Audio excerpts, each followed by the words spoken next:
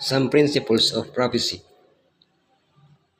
But let him who glories glory in this, that he understands and knows me, that I am the Lord, exercising loving kindness, judgment, and righteousness in the earth. For in this I delight, says the Lord.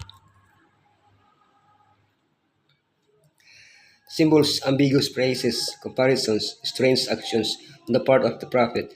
That's what biblical prophecy is like. Some don't dare try to understand its meaning and are content with what someone else tells them. Others take one or two sentences and create a fantastic interpretation without any basis. But those who read and understand it correctly grow in their knowledge of Elohim and receive abundant blessings. What principles can help us correctly study and understand biblical prophecy? Principle 1. Read with the right attitude. Principle 2. Discover the main theme. Principle 3. Leverage science. Principle 4. Holistic and contextual. Principle 5. Meaning of symbols. Principle 1. Read with the right attitude. Blessed is the one who reads aloud the words of this prophecy, and blessed are those who heard it and take to heart what is written on it, because the time is near. There is a blessing for those who read prophecy. However, very few feel blessed by reading the prophecies contained in Revelation, Daniel, Isaiah, Zechariah, etc. Why does this happen? Because they don't read them with the right attitude. When Yeshua said, "Let the reader understand," he was telling us that we are capable of understanding them, but under certain conditions. Be willing to heed what prophecy teaches us. Recognize that we do not have the knowledge necessary to understand them, but rather we depend on divine wisdom to do so.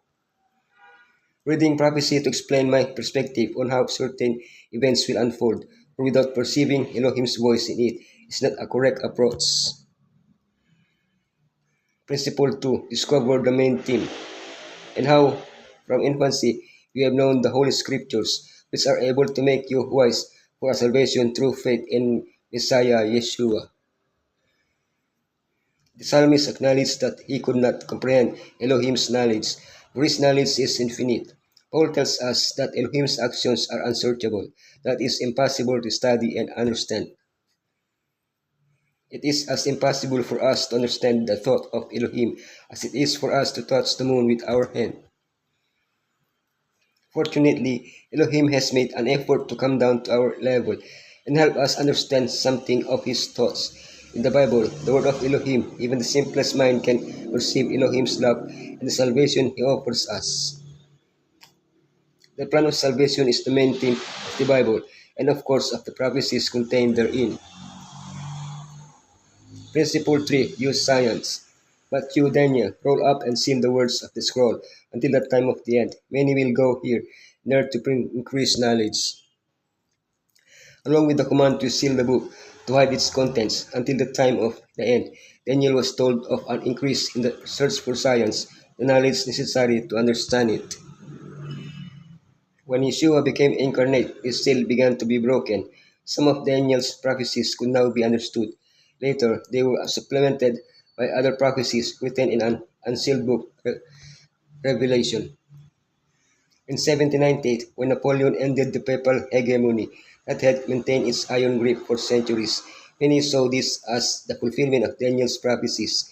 Elohim had completely opened the book of Daniel, offering the knowledge necessary to understand it. Not only were the prophecies better understood since then, but other topics, the Sabbath or the state of the dead, for example, were also correctly understood again. Let us ask the author of prophecy to give us the necessary science to understand it. Principle 4. Holistic and context. And beginning with Moses and all the prophets, he explained to them what was said in all the scriptures concerning himself. Reading prophecies in isolation will only lead to fantastic interpretations far removed from their true meaning. Yeshua taught us to study the Bible holistically, that is, seen as a whole. Taking only one part, for example, a prophecy, and drawing conclusions based solely on that part is a flawed way to study Elohim's word.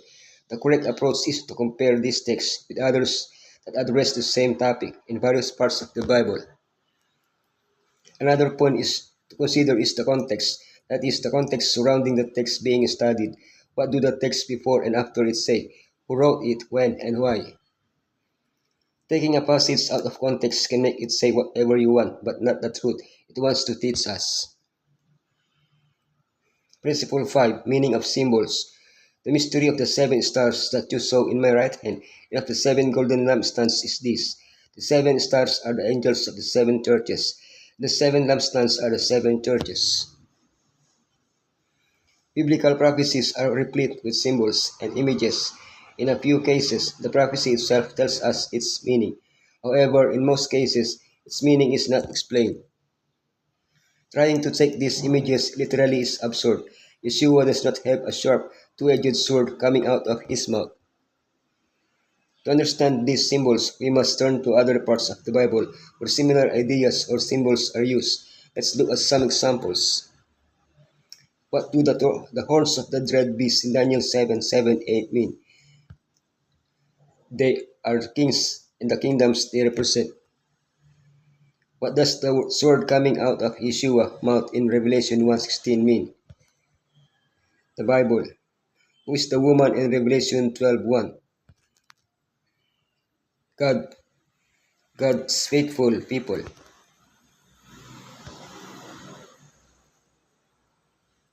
Elohim has made sure that whoever searches the prophecies is able to understand them. Whatever may be man's intellectual advancement, let him not for a moment think that there is no need of thorough and continuous searching of the scriptures for greater light. As a people, we are called individually to be students of prophecy.